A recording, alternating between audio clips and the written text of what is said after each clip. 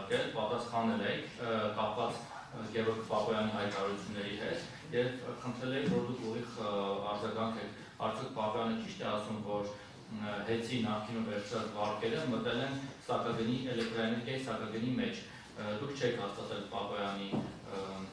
ասածը եւ ինչ-որ քուշուշ պատասխան եք տվել, որից ամենայն դեպս հաստատում չկար, ավելի շատ տեքստման էր նման։ Ես հիմա նորից ուզում եմ հարցնել, քանի որ այս թեման շատ է շահարկում։ Արդյոք հեծի կողմից նախնում վարձակալած ավտոմեքենաները, վարկերը, պահեստները, այդ ամեն ինչը, որ հիմա շահարկում եք թվականների կողմից, դրանք մտել են էլեկտրաէներգիայի սակագնի մեջ, թե չեն մտել, այսինքն քաղաքացին սպառողը վճարում է դրանց համար էլեկտրաէներգիայի սակագնի չափով, թե չի վճարում, խնդրում եմ ուղիղ պատասխանել, այո, թե ոչ։ Մի բան էլ, վթարները հեծը խլելուց հետո վթարները մի տեսակ շատացել են, ես տվյալ ունեմ, որ մոտ 40%-ով վթարները ավելի են շատացել, եւ սա կարծես թե խոսում է խոսքը մինչև հունիս եղած ժամանակահատվածի համեմատ եմ ասում, խոսում է հեծում տիրող կառավարման ճգնաժամի կամ բաց կառավարման մասին, որովհետև նաև հեծում այն մարդիկ, որ դեռ մնացել են աշխատում են, շարքային այդ էլեկտրիկները իրենք ևս ասում են, որ վտարանի հետ կապված խնդիրներ չեն կարողանում բացարկել, չեն ուղարկում եւ այլն եւ այլն։ Դուք խոսեցիք, մի բան դուք խոսեցիք ներդրումների մասին, այդ ներդրումները պետք է դեռ հաստատվել է, որ պիտի 2020 թվականին պետք է 47 միլիարդ դրամի ներդրում արվեր, բայց արվել է մոտ 25 միլիարդ դրամի չափով, արդյոք պակաս։ Հիմա կասեք ինչ չի կատարվել այդ ներդրումները։ Շատ լավ, սկսենք վերջի հարցից, նախ երևի ուշադիր չլսեցիք, ես իմ զեկույցում ասեցի, որ էլեկտրաէներգետիկայի համակարգում ներդրումները արվել են 37 միլիարդի չափով, բայց դուք ճիշտ եք նկատում, որ նախկինում 25 թվականի ընթացքում հեծի նախկին կառավարիչների կողմից առաջարկություններ եղել 47 միլիարդ դրամի ներդրում կատարել եւ մենք աշխատանքային քննարկումներից հետո մեր նիստում որոշեցինք չհաստատել այդ 47 միլիարդ դրամի ներդրումը, ինչու։ Նախ ուզում եմ այդ շփոթը վերացնել եւ մեկնաբանություններում հաճախ հնչում է այսպիսի տեսակետ, որ 25 թվականին հանրային ծառայությունների կարգավորող հանձնաժողովը չի հաստատել հեծի առաջարկած ներդրումային ծրագրերը։ Ոչ, դա սխալ մեկնաբանություն է, որովհետև հեծի տարեկան ներդրումային ծրագրերը հաստատված են 2024 թվականից 34 թվական ընկած 10-ամյա ծրագրի շրջանակներում ըստ տարիների։ Պարզապես գոյություն ունեցող պրակտիկայից ելնելով կարգավորող ընկերությունները տարվա ընթացքում կարող են առաջարկությամբ հանդես գալ եւ հաստատված տարեկան ներդրումային ծրագրերում կատարել որոշակի ծավալային փոփոխություններ հաշվի առնելով կատարվելիք աշխատանքների առաջնահերթություններից կամ այս կամ այն իրավիճակի փոփոխությունից։ Հետևաբար հեծ փակ բաժնետիրական ընկերության նախկին կառավարիչները այս տրամաբանությունից ելնելով առաջարկում էին մեզ 37 միլիարդի փոխարեն կատարել 25 թվականին 47 միլիարդ։ Թվում է թե առաջին հայացքից նորմալ առաջարկը եւ ինչ կա, որ ինչու չենք հաստատել այս առաջարկը, բայց խնդիրը հետեւյալումն էր։ Գոյություն ունի որակի ցուցանիշներ, հասկացողություն հանձնաժողովի կողմից սահմանված եւ այդ որակի ցուցանիշները ուղիղ կապված են անջատումների քանակի հետ։ Կլինի դա պլանային անջատում, թե վթարային անջատում։ Եվ հայտնի է ձեզ, որ տարիներ շարունակ հեծ փակ բաժնետիրական ընկերությունում ներդրումային ծրագրերի մի զգալի հատված ուղղվել է նոր միացումների խնդիրը լուծելուն եւ գումարի այդ չափով պակաս ենթակառուցվածքների վերանորոգման, զարգացման, արդիականացման մասով գումար քիչ է ներդրվել։ Եվ հենց մեր գործընկերները հենց այս բացը լրացնելու տրամաբանության մեջ էին առաջարկում այդ մոտ 10 միլիարդ ավել ներդրումը իրականացնել 25 թվականին, բայց պայմանով, որ այդ պլանային անջատումների քանակը, երբ որ այդ մեծածավալ ավելի շատ ներդրումներ կատարելու հետևանքով պետք է ավելանան,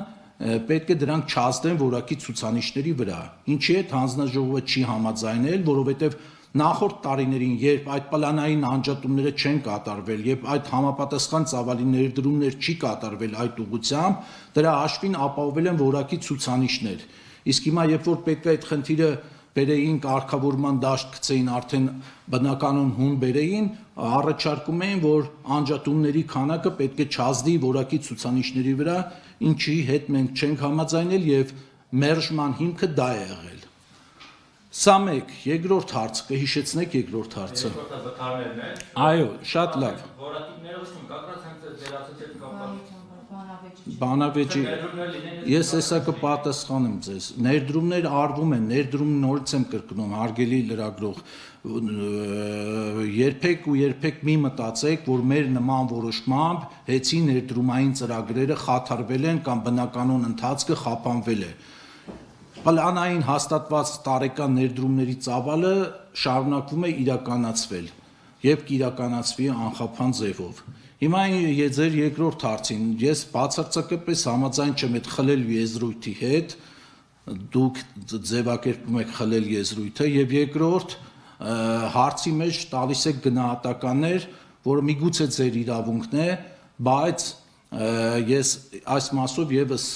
չունեմ այնպիսի ինֆորմացիա, ինչի մասին խոսում եք դուք, ջան վատ կառավարումը, հաճախակի անջատումները, որովհետև առնվազն ես չգիտեմ այդ աղբյուրը որտեղից է ձեզ մոտ, ով է այդ զեկույցը ներկայացրել, ում հետ է համաձայնացրել, ինչ հիմքեր կա տակը դրված այդ 40%-ի, բայց ճիշտ րոպեներ առաջ ես մամուլով նախ ընթերցեցի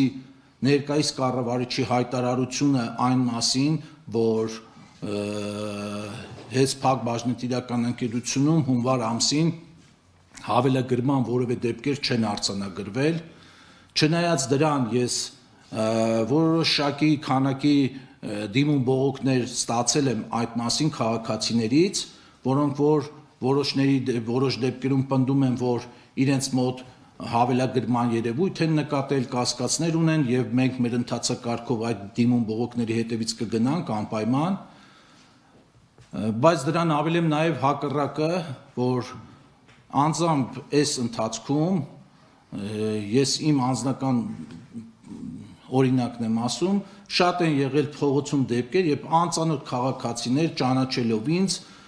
պարզապես մոտեցել եւ շնորհակալություն են հայտնել, չնայած ես կոնկրետ այդ process-ի հետ բուն կառավարման հեցի կառավարման գործընթացի հետ ներկա փուլում որևէ կապ չունեմ ի պաշտոն է, բայց այնուամենայնիվ մարդիկ մոտեցել եւ շնորհակալություն են հայտնել, որ այն պահից երբ որ ժամանակավոր կառավարման է հանձնվել հեցը, իրենց մոտ հոսանքի այդ վճարները 3, 4, 5000 դրամով պակասել են։ Իրարամերժ տվյալներ են, դուք պնդում եք, որ հակառակն է տեղի ունեցել, ես իմ տեսածն ու զգացածն եմ ասում, մենք վստահ եղեք, այդ ամեն ինչը կուսումնասիրենք, հատուկ ուսումնասիրության բան կդառնա եւ 1 կամ 2 մարդու պնդումներով, գնահատականներով կամ ոչ մասնագիտական կարծիքներ հայտնելով հնարավոր չէ համաձայնվել նման տեսակետների հետ եւ ճիշտ չէ համաձայնվել։ Մտնում են վարկերը։ Շատ լավ, առաջի հարցը։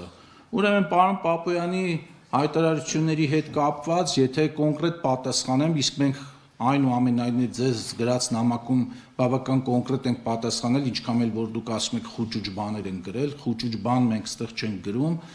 որևէ մարդու եւ որևէ դիմումի, այլ բան, որ միգուցե մասնագիտական բանը չի հերիքել, որ գրածը ճիշտ նկատեք, բայց ես լրացուցիչ նորից մեկնաբանում եմ։